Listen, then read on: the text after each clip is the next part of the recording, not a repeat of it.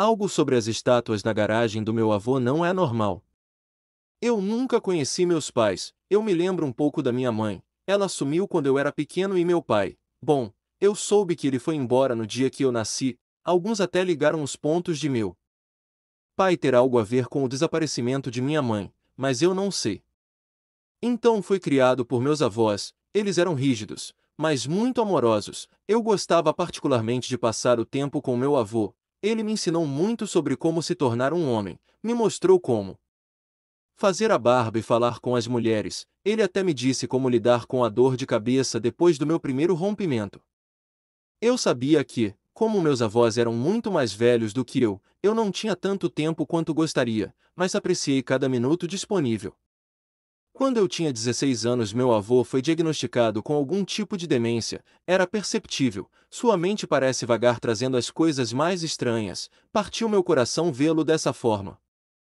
Ainda mais assustador era o fato de que ele parecia estar envelhecendo rapidamente. Quando terminei o ensino médio, o homem que eu admirava era uma mera casca de seu antigo eu, precisando de minha ajuda ou de minha avó em todos os sentidos. Foi quando ele começou a dizer as coisas mais bizarras. Eu me perdi na garagem de novo, era algo que ele costumava dizer à minha avó. Eu poderia dizer pelo olhar da minha avó como ela estava exausta, constantemente procurando por ele, especialmente porque ele parecia desaparecer com bastante frequência.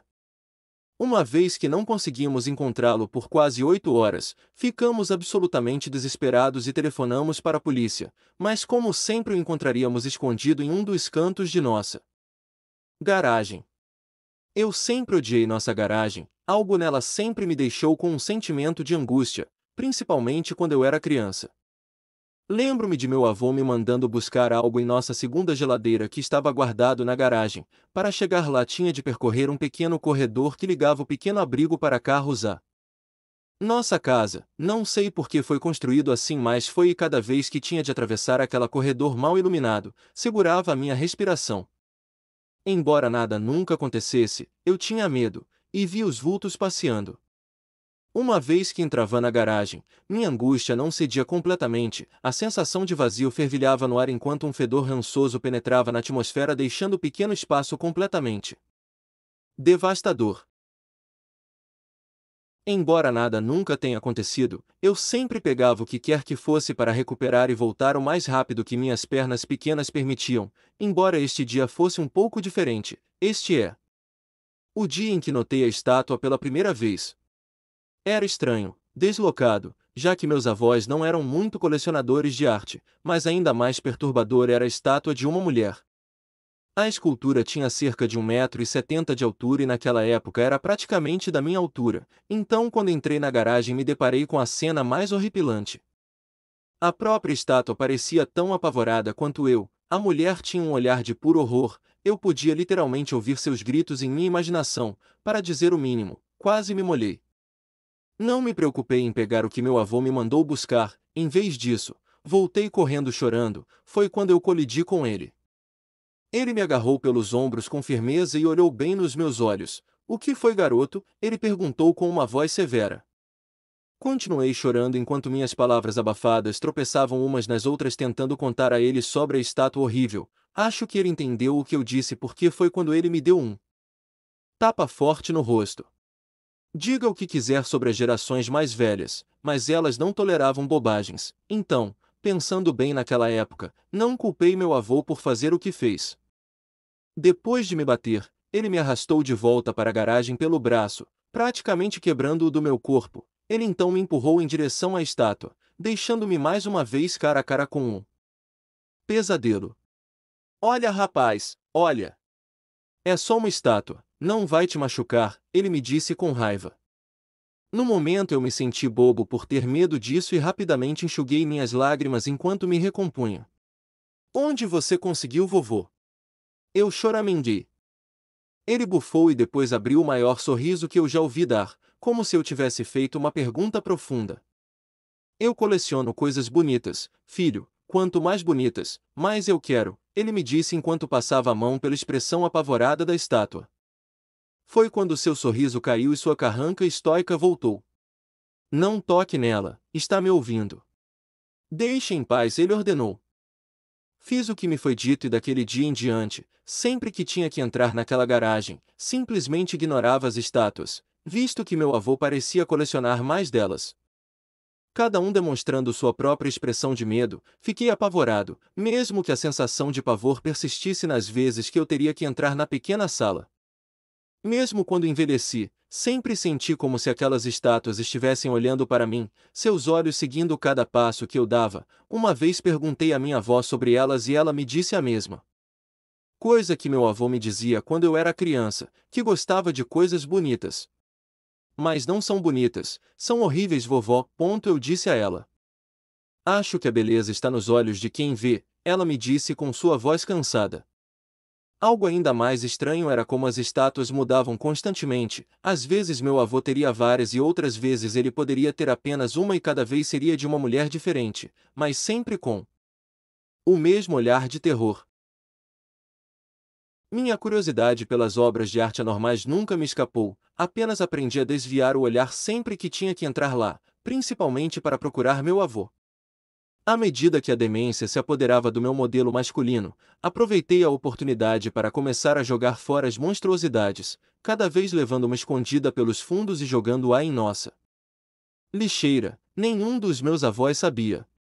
Curiosamente, as estátuas continuaram aparecendo mesmo com meu avô caindo lentamente na senilidade. Será que alguém trazia as estátuas para ele? Eu realmente nunca pensei sobre quem estava realmente criando essas esculturas horríveis. Foi quando decidi inspecionar minuciosamente uma delas, procurando o nome do criador. Peguei a estátua e a virei em quase todas as direções, mas não consegui encontrar nenhuma indicação de assinatura. Não sei porquê, mas olhei diretamente nos olhos da criação, seus olhos berrando. Algum desespero, e uma dessas mulheres parecia fortemente familiar. Comecei a pensar que talvez meu avô fosse o artista, mas, se fosse esse o caso, o que ele quis dizer quando disse que ele era um colecionador de coisas bonitas? Talvez minha avó estivesse esculpindo esses pesadelos, mas isso ainda não fazia sentido. O mistério das origens dessas estátuas chamou minha atenção e fiquei um pouco sobrecarregado com o conceito de chegar à verdade. Contra meu próprio julgamento, instalei uma câmera sem fio na garagem infernal na esperança de ver a pessoa que estava trazendo as esculturas para meu avô. Eu revi as filmagens todos os dias depois do trabalho, mas nunca vi nada de significativo, exceto uma vez, meu avô entrou cautelosamente na garagem deslizando pela visão da câmera e então ele desapareceu. A câmera era de lente ampla, praticamente capturava toda a garagem. A única coisa que não consegui ver foram as sombras escuras nos cantos. Avancei rapidamente pelas próximas horas, mas a garagem ainda estava vazia, meus olhos grudados na tela do meu computador enquanto as linhas de progresso avançavam até que finalmente lá estava ele. Para meu espanto, ele apareceu do nada. Rebobinei o vídeo até o exato momento em que ele parecia e notei que havia uma falha de tempo na gravação, cerca de um lapso de 3 segundos. Fiquei perplexo em como meu avô poderia aparecer de repente em questão de segundos. Agarrei meu queixo enquanto o acariciava suavemente em pensamento profundo, tentando descobrir o que tudo isso significava. Com o passar dos meses, minha curiosidade foi diminuindo ao ver como meu avô estava ficando doente. Meu foco estava nele e em sustentar minha família. Afinal, era tudo o que eu tinha, embora as estátuas continuassem aparecendo. Não importa quantas eu joguei fora, elas parecem me assombrar, enquanto a garagem manteve sua presença ameaçadora profundamente enraizada no lugar que chamei de lar. Então o impensável aconteceu. Minha avó teve um AVC, não resistiu, foi um pesadelo. A única mãe que eu já conhecia agora se foi.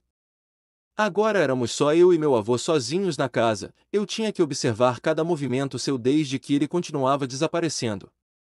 Para dizer o mínimo, fiquei arrasado. Não apenas minha família estava desmoronando, mas eu estava exausto. Cuidar de alguém que você ama enquanto eles murcham é algo que não desejo nem para o meu pior inimigo. É realmente uma vida destruidora. Foi quando minha mente curiosa voltou para a garagem, só porque é onde eu sempre encontraria meu avô. Me perdi na garagem de novo. Sim, avô, eu sei, eu dizia a ele. Isso continuou no ano seguinte. A essa altura ele mal conseguia andar. Às vezes eu o pegava rastejando em direção ao malfadado corredor escuro que levava à garagem. Eu teria que agarrá-lo pelo braço e puxá-lo com força. Estava ficando cansado e pensei em cercar aquela parte da casa. Foi quando a pergunta mais misteriosa me ocorreu: se eu a trancasse, as estátuas continuariam se acumulando, inundariam um pequeno espaço e explodiriam pelas paredes. Estremeci de desgosto ao imaginar tal coisa. Me perdi na garagem de novo. Sim, avô, eu sei. Você está seguro? Eu disse a ele como sempre, embora desta vez ele tenha dito algo diferente que eu nunca ouvi dizer antes. Elas sempre se perdem, não deixo que elas saiam.